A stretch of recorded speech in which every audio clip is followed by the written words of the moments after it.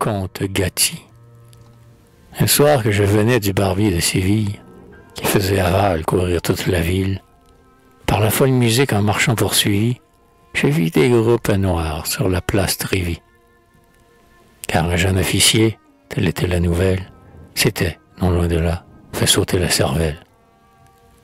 La balle avait brisé le crâne, et tellement défiguré les traits qu'en ce même moment, son père, magistrat, vieillard octogénaire, rentrant dans sa maison en son heure ordinaire, et voyant tant de gens, sans deviner son sort, l'heure avait demandé quel était ce corps mort. Il venait de l'apprendre. Or, sur la place obscure, la foule se pressait, voulant voir la blessure, comme elle fait partout, et j'entendais ces voix du peuple nasillant et criant à la fois. Ah, quel malheur, Jésus ciel, un si beau jeune homme, un fils unique auquel son vieux père économe amassait des écus, se tuer, se donner, quand on a de quoi vivre et toujours à dîner. Puis une voix de femme. Ah, quelle terrible affaire. Non, ce orgueil est à nous, je ne peux pas m'y faire. Moi, qui l'ai par la main promené tout petit, dans le temps des Français, qui l'a jamais dit. C'est moi qui le portais à côté de sa mère, alors que de l'exil revint notre Saint-Père, et 1814, au Vatican, le soir, qui, dans mes deux bras l'élevant, lui fit voir le beau feu d'artifice et l'ardente coupole. Pauvre petit, je crois que j'en deviendrai folle. Ce matin même, encore à l'endroit que voilà, il m'a crié de loin. Bonjour, sœur Nana. Et dire qu'à jamais c'est une chose faite. Une vieille ajoutait, tout en branlant la tête. Je vous l'avais prédit, moi, qu'il finirait mal. C'était un libertin, passant les nuits au bal, un vrai carbonaro, grand faiseur de mystères, entend, matin et soir, ces païens d'Angleterre. Jamais je ne l'ai vu priant dans le Saint-Lieu, car lorsqu'il y venait, ce n'était pas pour Dieu, comme font les chrétiens et les dévots hommes, c'était pour présenter de l'eau bénite aux dames. Au pays du Midi comme au pays du Nord, tel s'agite le peuple alors qu'un homme est mort.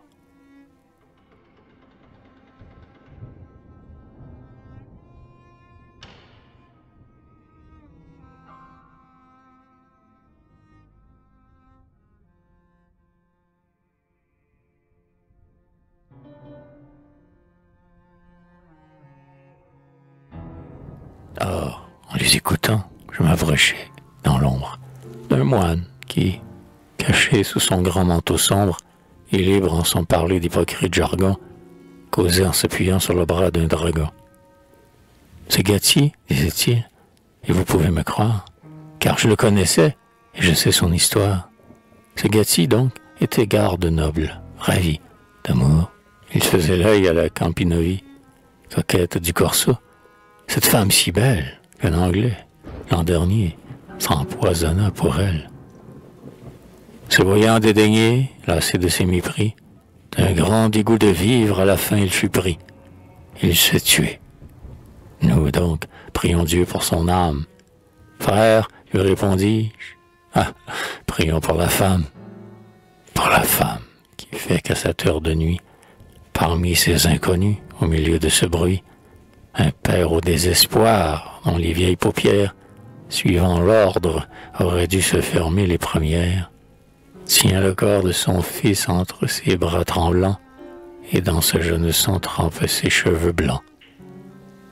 Moine, je te le dis, prions pour la femme. Ce sont elles, vois-tu, dont la vie est infâme, et qui, pour expier leur plaisir dépravé, devraient s'user la lèvre à baiser les pavés.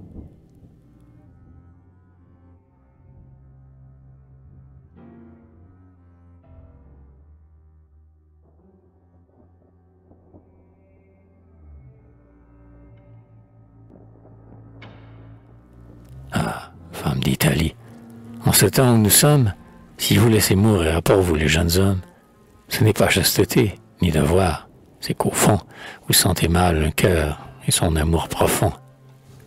Ne parlez donc jamais ici de Messalines. Vous avez surpassé la luxure latine. Et n'avons-nous pas vu la comtesse Gali et Pietro l'Armurier aller à Tivoli, en caratelle ouverte un jour de promenade, et de leur sale amour nous faire ainsi parade? Et pourtant cette femme est belle, et Raphaël aurait donné ses traits à la Vierge du ciel. Quant à celui qu'elle aime, il est laid. C'est un homme de la classe féminine, ainsi qu'on dit à Rome. Il trompe la comtesse, et le public voit, dit qu'il mange son bien, et la bat quelquefois. Mais il est fort. Or donc, à parler sans scrupule, pour soutenir son bras, la Galie veut Hercule.